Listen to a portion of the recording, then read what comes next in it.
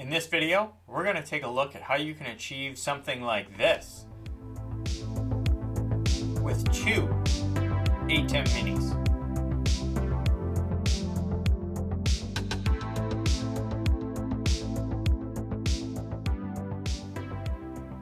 So, you want to do something like this, or even take it up a notch and do something like this. You can achieve this with two ATEM minis. I've got an ATEM Mini Pro and an ATEM Mini Pro ISO running this. It requires two keys.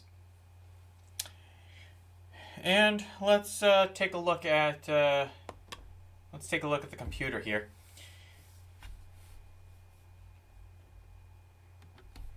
And I'll show you just how I did it. So, you're looking at my ATEM Mini Pro ISO.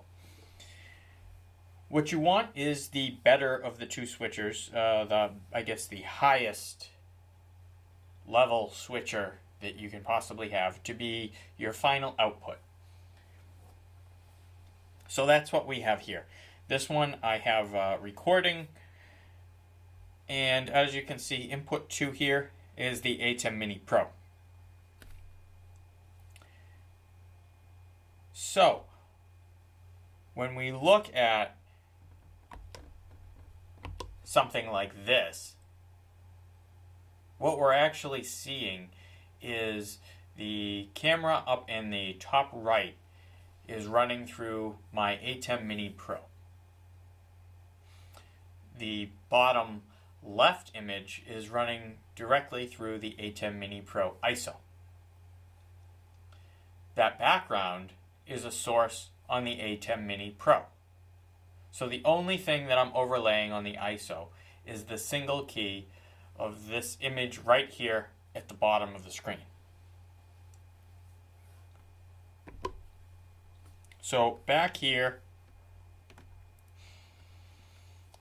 on the computer, first let me switch back over and I'll show you what's going on the ATEM Mini Pro. So here's the ATEM Mini Pro. And what you can see is the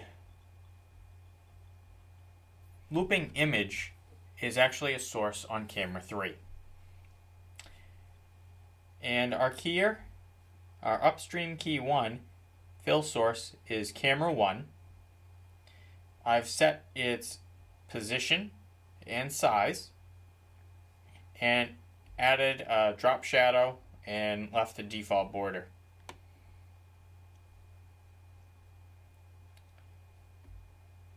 And that's all. That creates the image that's in the top right corner from this camera right here. The output of the ATEM Mini Pro is fed into a source on the ISO. So let's switch back over to the ISO. And we have the ATEM Mini Pro here. If I switch back to camera 2, which is the ATEM Mini Pro, this is what we get. Now, this is the ISO. For the ISO, I have my fill source as camera 1. Again, I've set my position, my shadow, and my border.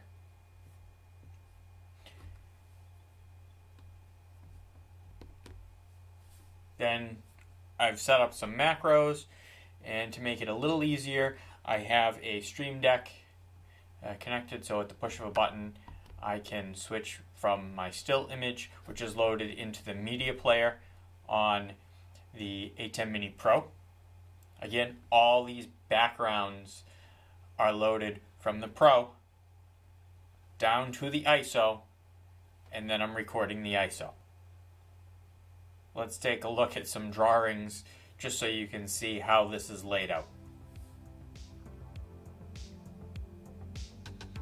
So the first thing that we have is the ATEM Mini Pro, the lesser of the two switchers.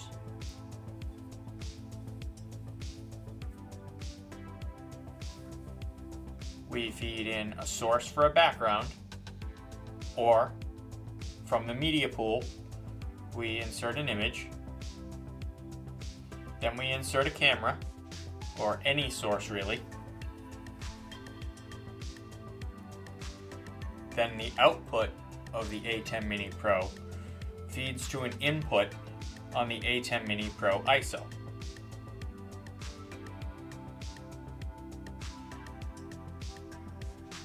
From there, we set up another key and switch our sources.